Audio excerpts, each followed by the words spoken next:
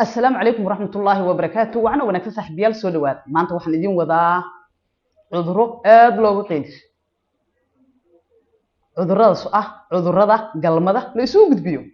سيدا ود أكسونا عذره قلمده ليسوق بيو أما sexual transmitted disease وحكوها فان قلمده هذا بقى عذره قلمده ليسوق بيو وحاسوبة صدق نوع أكل دوون أو المعركة كواسو كلا بكتيريا فيروسيو iyo waliba parasites ama dulin hadaba cuduradan galmada la soo gudbiyo waxa ugu caansan 8 nooc 8daas nooc ee ugu caansan 3 kamida waxa sababa bakteeriyooyin hal kamidana waxa sababa parasite ama dulin halka afarta kalena ay sababaan fayruusyo hadaba 8daas cudur maxay kala yihiin 8daasi waxa koow ka ah syphiliska ama Soomaalidu cudurka u taqaano waraabowga labo chlamydia saddex gonorrhea ama cudurka Soomaalidu u taqaano jabtada afar trichomoniasis shan HIV-ga lix hepatitis-ka siba hepatitis B-ga toddobo herpes simplex virus sideed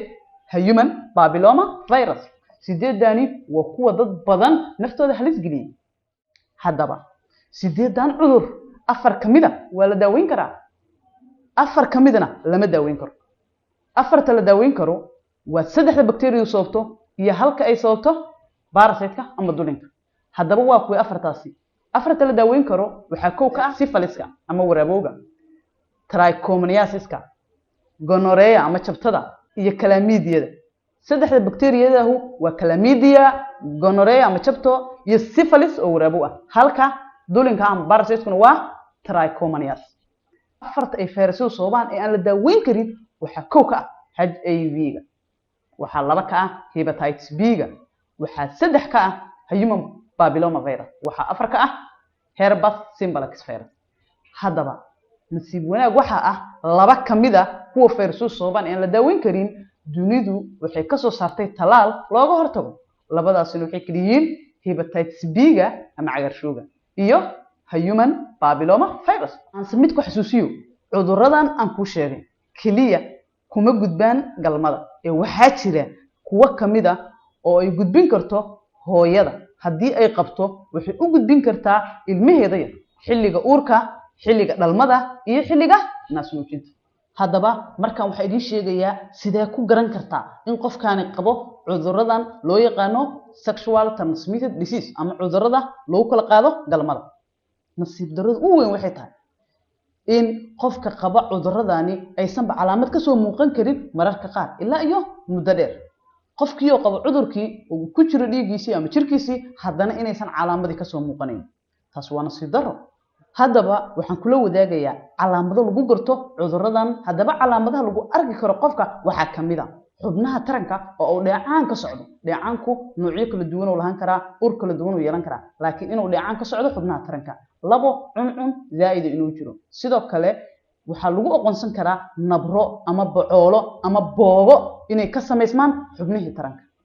waxa kale ku aqoonsan kartaa inuu qofku xanuuno caloosha ama qaybta hoose markaana waxaan idin sheegayaa sidee loo hortagi karaa cuduradan halista ah bahda caafimaadku intooda badan waxay ku taliyaan in la isticmaalo condom iyo waxyaabo lamid ah laakiin annagu maadaama aynu nahay ummad muslim ah waxaan ku siinayaa talo ku anfacaysa taasi oo cuduradan uga hortagi karto taladaasi waxay tahay haddii aad tahay gabar ama aad tahay qof dumar ah waxaad uga hortagi kartaa in aad ka fogaato zinada inaadan tootiri samaynin wax zina ah labo waxaad uga hortagi kartaa in aad guursatid guur xalaal ah waliba qofka aad guursanaysidna aad iska baartid inta aadan guursan kor labadiinuba waa inaad isbaartid laakiin raggan mid baan kula talinayaa ka fogow zinada tan labaadna gabar kasta oo guursanayso iska baar adigu isbaar ayadana baar sidaas ayaad uga badbaadaysaan cuduradan guurarkan qarsoodida ahay waa kuwa keena halista ugu badan ee cuduradan ku faafaan maxaa yeelay qofkii iska baarin ayuu guursanaya wuxuu cudurku u faafinayaa gabar miskiin hayd oo shalay zina ka dhowrsatay ayuu cudur oo ka keenay mid kale u soo gudbin karaa haddaba haddii aan la baarin maxaa dhici kara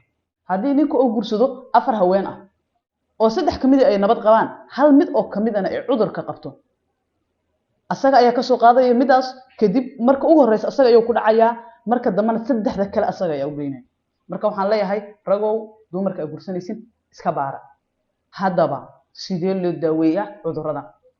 daawose ma leeyihiin inkastoon hore usoo sheegay laakiin haddana waxaan ku leeyahay afarta cudur oo saddex kamid ay bacteria sababto iyo halka parasite ama dulinka sababo waa la daaweyn karaa waxaan lagu daaweeyaa antibiotic qofkana way ka bixi karaan jirkiisa gebi ahaanba haddaan u gudbo dhinaca fayrasyada fayraska ugu horeeya wuxuu yahay hepatitis B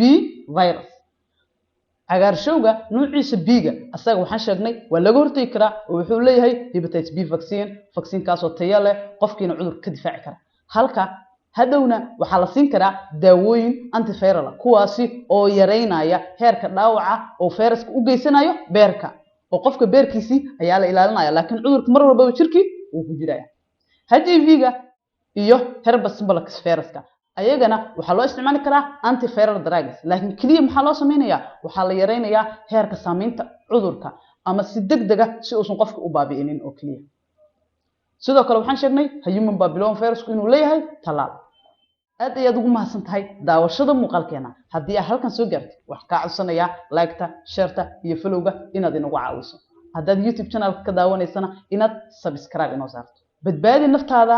ka warqab naftaada ragga waxa kula talinayaa guurka dumarka tirada badan iska yareeya si ay cudurradani inkaga yaraadaan rag iyo dumarna waxaan leeyahay zinada ka fogaada zinada cudur iyo xanuun iyo dambi waxaan ahayn lagama faa'iidayo aad ayaad u mahadsan tahay thank you